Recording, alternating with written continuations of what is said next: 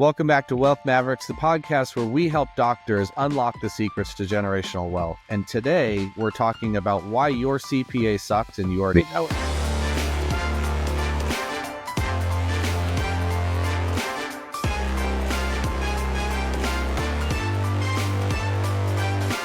I'm bringing all kinds of ideas to my CPA, and what most often happens is instead of asking, that's interesting, how could we deploy that? They instantly just shoot down all these ideas, and people feel like, do you work for the IRS? Like, is your job to serve me or to serve them? The point is that the tax strategy side of things is something your CPA is not doing. I promise you. I promise you they're not doing this. You're expecting them to do it because you think that's their job. First of all, it's not their job, and they know that, but they're not communicating that to you. All right. So today's topic, I'm going to preface today's topic. And Aaron, you kind of reminded me of this. I tend to get a little feisty around some of these topics. I am genuinely a kind human being. I'm a meek human being. But when it comes to building wealth, especially for business owners and people who work really, really, really hard for the money that they make, and then I see other people siphoning that money off, and they're doing it in ways where they're putting themselves out there to be an expert that's just there in your corner. And I know that there's so much more that they can do. It really, really grates on me. Like there's something inside of me that the justice just wants to come out. And so that's why I got a little extreme with today's topic, why your CPA sucks and you know it. Or we're going to say, you should be happy that you're paying so much taxes and other stupid that CPAs say. So I know we're going to tackle a lot today. Aaron, you field these questions all the time. Bob, you've fielded these questions for decades now. And I think we hear things from our members on a routine basis. We hear them say things like, I bring all these ideas to my CPA and they just shoot all of them down. Why am I even having to bring any of these up? Why aren't they bringing me these ideas? Or if this is so great, why doesn't my CPA already know this? Or how about the foundational question? Are you guys CPAs? And so these are all the things that we're going to discuss in today's topic. But welcome, guys. I know I'm going to get feisty today, so I'm excited. Well, I would say though, Joe, I think it's important for everyone to understand we want to defend those that give up a decade of their life to give back and serve us as patients to become healthy and better. Somebody has to stick up for them when we know that they're being taken advantage of or that there's a different avenue or way that they could be going, and they're not trained that way. They're relying on professionals and around them to be able to help. And so, yeah, it's absolutely somebody has to step up and fight for them. Fight for you. And this conversation was prompted because, we do hear these things all the time, but yesterday on a call with a new member, the funniest thing came up where we see all of the wealth that he has built and all the taxes that he's paid, and we're showing him how much we're going to save him. And of course, he's just wowed and so excited about this plan. But he said that his accountant had told him the solution is, well, just don't make as much money. You won't pay so much in taxes if you just stop working so hard. And it's like, is that maybe the worst advice we've ever heard? It certainly is the funniest. Oh my goodness. So he went running, thank goodness, knowing that that is not serving him well. Yeah. Right. Well, Aaron, we did talk to somebody who took that advice. You remember? Right. Yeah, he didn't become a member because he didn't qualify, because he didn't have enough. And the reason why he didn't have enough was because he took his CPA's advice and now he's in financial trouble. And he's looking for us to be the hero. It's true. It's truly insanity. And when I think, when we get asked the question, are you guys CPAs? Thank God we're not. For your sake, thank God we're not. We have CPAs that we employ to execute on a lot of the work that we determine. But the point is that the tax strategy side of things is something your CPA is not doing. I promise you. I promise you they're not doing this. You're expecting them to do it because you think that's their job. It is not. First of all, it's not their job, and they know that, but they're not communicating that to you. And I think what's funny about this conversation is Bob and I got connected originally. Long story short, I became a member of Terra Firma before I was a partner at Terra Firma. And the nightmarish scenario that I went through to find Bob and finally feel the same thing that you could feel when you engage with Terra Firma, I have felt that relief. Part of the reason why I'm so passionate about what we do is because I got to experience the benefit of that. I'll give you a quick example. We had an accounting team that we engaged with. First thing that we did, I was referred to a company, and by accident, this company sent me, it just so happened, sent me on accident all of their financials. So imagine that. I'm looking at the personal expenses line by line of this person who I personally know and had been referred there. I immediately was like, sorry, can't work with you. If that's how you treat data, I cannot work with you. So their business systems were broken. The next person that we worked with, we paid, it was $26,000 to essentially get all of our books in order. Later, I found out because Bob actually did the work for us, and they failed on it. It was a terrible disaster. They failed on it. Bob's team did it for like $2,300. I was like instantly so upset with all that. But then when finally I was like, here's a person that I can trust who's creating a strategy that's actually going to help me. And one of the most common things we hear members say is, I wish I had found you a decade ago. Where would I be if I had found you a decade ago? And so I just encourage you, don't let another decade go by where you have to deal with this inadequate team. And I think part of my passion comes from they are getting wealthy off of your fees that you pay them. So if you've got a financial advisor and they're charging fees to manage your assets, or you've got a CPA who's overcharging for some of the work that they're doing, these people are not suffering because of what you're going through. And the advice that they're giving, not only is it not holistic, it's all compartmentalized and isolated, oftentimes conflicting with one another, and certainly not serving you to the highest level.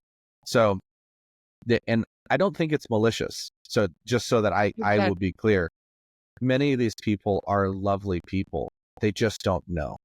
And that's where, taking Bob's 2 decades of focusing on the US tax code and how to deploy that code for you as a benefit, they haven't done that.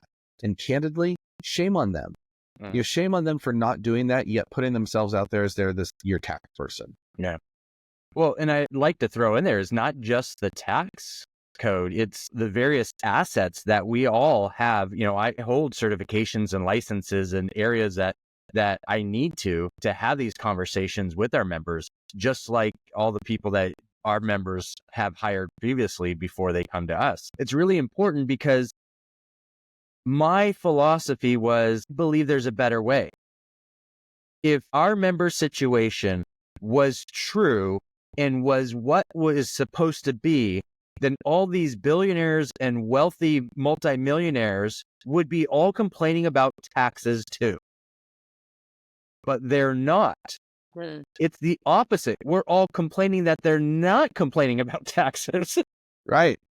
That was that point in the debate with Hillary Clinton and Donald Trump. And Donald Trump basically was like, I know you could change this. I know you're not going to, because all of your big donors and probably themselves are using these tools. Absolutely. So it's in plain sight. That's the thing. We're angry and upset and disappointed and complaining about our situation, but it's all in plain sight. The tax code is right there. Right. I think the difference is the desire to understand how to use these things, how to use my retirement account, how to use real estate, how to use my practice, my business, how to use the tax code, how to use all these. That was what my constant question was, how? Why? Right. How? Well, why? And you just kept I think repeating that.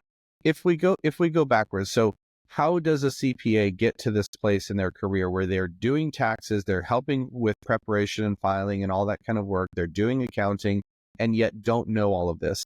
So, Doctor, I'd ask you to go backwards into your career. When you entered medical school, there was a very clear philosophy that permeated that medical school wherever you chose to go, or your discipline, your choice of discipline. If you went to a naturopathic school, your experience would be very different than if you went to Harvard Medical School, for example. So you get indoctrinated in the way that system wants you to think. It's just the truth. Now, for some people, if they discover like other forms of medicine, all of a sudden it's like, how did I not know this? How did I know not that this treatment did this? Or how did I not know that because you weren't trained that way. You were trained to think a very specific way. That is exactly what these CPAs, specifically CPAs, when they go through their training, they are trained in a very clear way. And part of their service to the world is helping the vast majority of Americans fill out their taxes properly and submit those so that the whole mechanism works seamlessly. But the vast majority of those are not business owners. And so they weren't trained. They don't even know what they don't know. And so it's not, I'm going to say it's not their fault necessarily, because they were just trained a specific way. Bob, being who he is and the way that God has blessed him with the way his brain thinks, just kind of broke free from that mold really early in his experience in the financial services world. He was like, oh, he started putting things together. And Bob, I know you tell the story well, but it's like when you're sitting there and you're training and you're looking around, you're like, okay, we all know the same thing. We're all learning the same thing. What can I do differently, to serve people? And then what you discovered, like many of us discovered, is business owners all suffer from the same thing. They all complain about taxes. So what can I actually do about it? So you broke the mold early on, and you've just never come back to the fold. You've just been in this really unique place. Yeah. And I think it's the model of the industries are purposely designed that way, right? So let's use a CPA as an example, not because we're picking on them, just because this is always a very clear, every single one of our doctors are working with a CPA. Not every single one's working with a financial advisor or a life insurance agent, or, they're all working with a CPA of some sort. Okay. So that's why we're using it, to try to be relatable and explain the model. So the model, the majority of your CPAs out there is a CPA with one or two assistants. Their model of business is them serving taxpayers. Okay. And so they're doing tax returns. And if you were to ever ask your CPA, and I would highly recommend you do this, how many clients do you have, and how many business owner clients do you have, and how many doctor clients do you have? There's 3 questions that require 3 answers that you should be satisfied with. Okay. And if the majority of their clients that they're filing tax returns for are these personal tax returns, it's time for you to exit that relationship. Now, if they say, so let's just use percentages just to keep it simple. So let's say they say about 70% of my clients are W-2. They're 1040s. Well, that leaves 30% that are business owners. That may be a normal ratio. Now, when we look at that, this is why this is so important. When we look at that, that means if they have 1,000 clients, that's a lot of clients, right? So that means 700 tax returns have to go out by April 15th. They don't always go out. They file extensions. 700 tax returns that they're trying to get out, right? So let's say 500 clients, not because I don't want to be extreme. How many is that? It's 350 tax returns. That's a lot to gather all the data. So think about, Doc, how much information you give your CPA, the questions that they ask, and how much time you probably think they spend on your situation. Times 350. 12 minutes. Right? It's like chess. They hit the little timer each time before each move. Exactly. Because it's real world for them. And so the whole system is, not only is the training that they all get the same, and it's designed to create the same mechanism on the back end, but then the system itself induces more of that same thing. And I think it's just, and Aaron, I know you brought up another one. It's like, well, you shouldn't make as much, or we hear people say, I'm bringing all kinds of ideas to my CPA. And what most often happens is, instead of asking, that's interesting, how could we deploy that? They instantly just shoot down all these ideas. And people feel like, do you work for the IRS? Like, is your job to serve me or to serve them? And I think what Bob is talking about is the system is creating that kind of reaction. They don't have time to do it.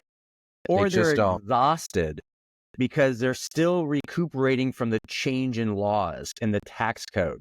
And they're having to make adjustments, right? And now they have to adjust. If there's a change in law, they have to make that adjustment to the majority of their clients. right? And so it's really a model, a business model that doesn't make a lot of sense. And so some doctors will go to firms. They have multiple CPAs. All right, just multiply it by multiple CPAs. That's the same model. Right. Right? Exactly. The model hasn't changed. So the point is that, to Joe's nice words earlier about me, is what we strive to do in our organization is we strive to find a solution. You have a question, you have a problem, there is a solution. There is a solution. Unless you are a unicorn and that unique. And not that you're not special, that's different, right? Based on this situation, there's a uniqueness. And financial planners, that model, same thing. Insurance agents, same thing. Their model is me and maybe a one or two support staff, or just me, right? That's just the model. So they don't have time to figure out other models and other things and research. They're going to do what's out there.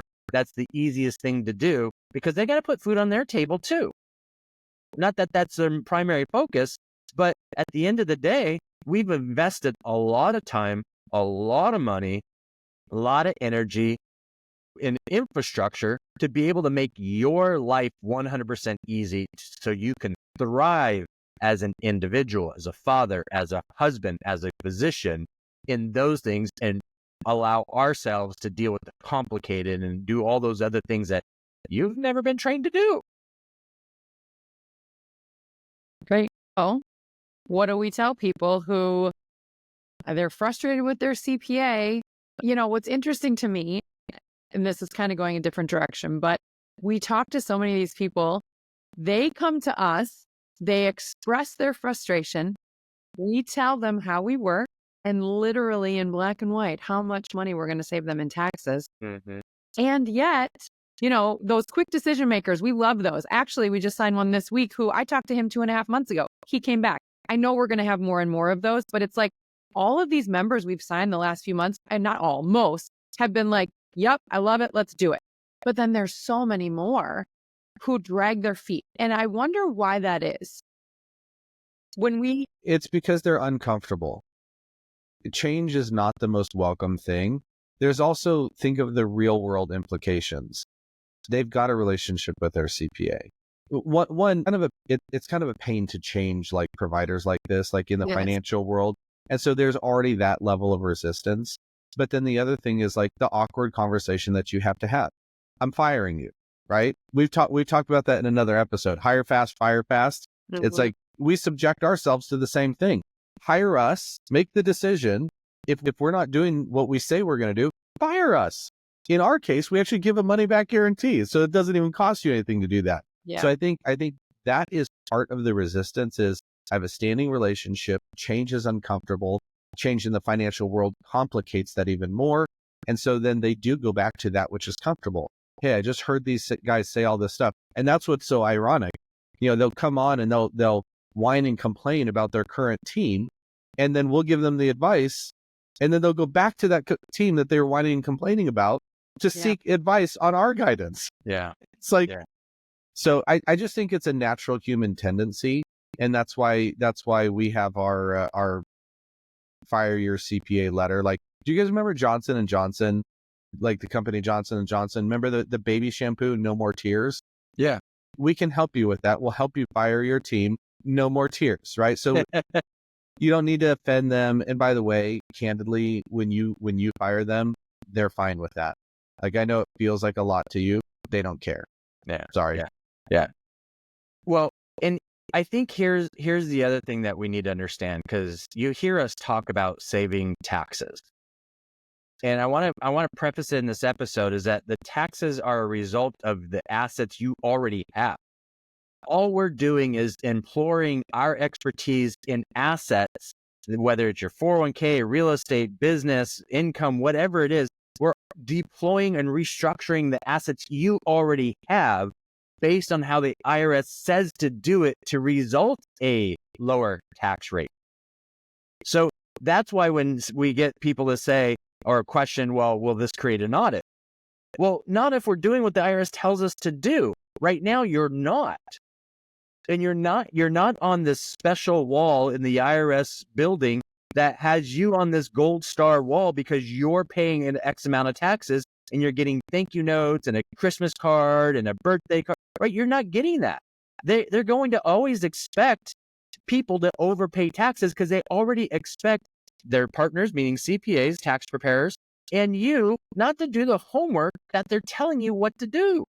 That's why the wealthy don't complain about taxes.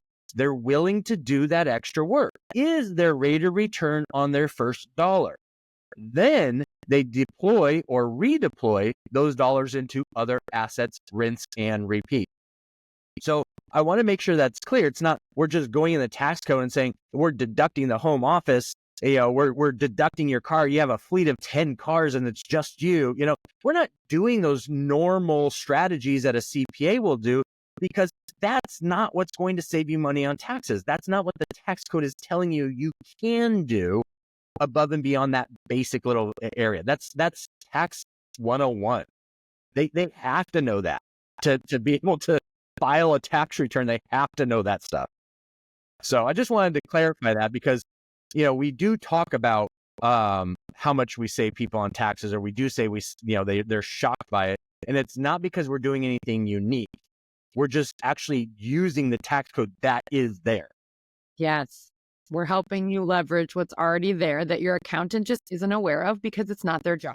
That's right. Right. And I think that's the other thing. So when you look at strategy, so when someone says something like, well, don't make more money. I mean, I know it's hilarious, but let's put this into perspective. If done the right way, the sentiment actually could be accurate. So you might have assets that you currently have in your, in your wealth that is generating income to you that you don't need and you're paying taxes on. That's foolish, right? So let's say, I'll just use some round numbers. Let's say your annual income is $600,000 a year. You've got, from various sources, and you're spending $200,000 a year to live the best life that you want to live, right? To do everything that you want to do. You have $400,000 difference. And let's say you have assets that you have currently deployed that's increasing your income to $650,000. That $50,000 is going to be taxed. You could deploy those investments differently so it does not generate a taxable income to you. So that if that's what they're saying, that's not what they're saying. But if that's what they were saying, the sentiment is correct. So it's structuring those things to maximize your benefit. One of the processes that we go through early on in our relationship with our members is essentially a fact-finding mission from our coaches to understand your current deployment of assets.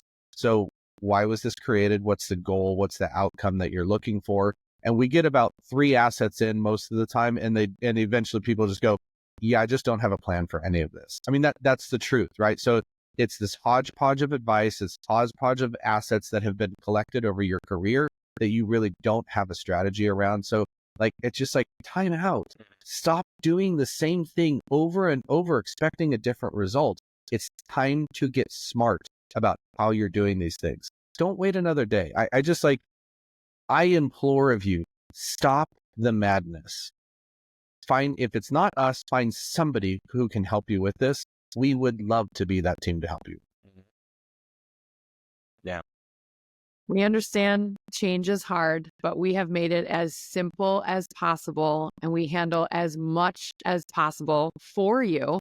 And in the beginning, it's a few hours of your time to redirect this energy, get us your stuff, let us put a plan in place. And with the tax savings alone that we provide, it's Joe, you always say what is that? $50,000 an hour basically, or $100,000 an hour, that you're actually getting back. It's a real good investment of time. So yeah, where else are you going to get that kind of return? It just doesn't exist. Yeah. So I would just say, all in all, first of all, sorry for a little bit of the rant. I'm just very passionate about protecting your wealth for you. And I sometimes feel like we take it more seriously than you do. And I think the psychology behind that is, for many of our doctors, they do live a lovely life. They have a lot of income. They get to do the things they do. So the drive to save that next dollar is not as strong as that first dollar maybe that you saved. Or they've been beaten down. They don't Or they, expect it. yeah, it's just like, I guess that's just how it works. You know, the government gets 52% of my income if you're in California or some of the states. So that's where the passion comes from. We want to be on your side. We want to be on your side. Like you specifically, Doc, if you're listening to this episode right now, we want to be that team who is the guardians of your wealth. So we just ask that you just have to take a little step to work with us. So I'd encourage you to reach out. If you haven't done so already, allow us to do your cash flow recovery conversation. It's a 15-minute conversation that will help us determine if you're a good fit to work with us. And then if that is a fit, then we can explain more about what membership looks like and how you can move forward. But more than anything, stop the madness. What it would say, if you find yourself in a hole, first step, stop digging. So stop digging means reach out to us, let us help you. So make sure to join us for other episodes. If you haven't done so already, it costs you nothing to click subscribe and click like. It helps the algorithm know that what we're producing is valuable in the world. Share this with your friends. Comment below. Tell us what questions you have. No. Actually, here's what I want. I want to hear the stupidest thing your CPAs ever told you in the comments below. Yeah. I want to see what other people are saying. So make sure to join us on our next episode. But we always appreciate you. So until next time, go be a wealth map.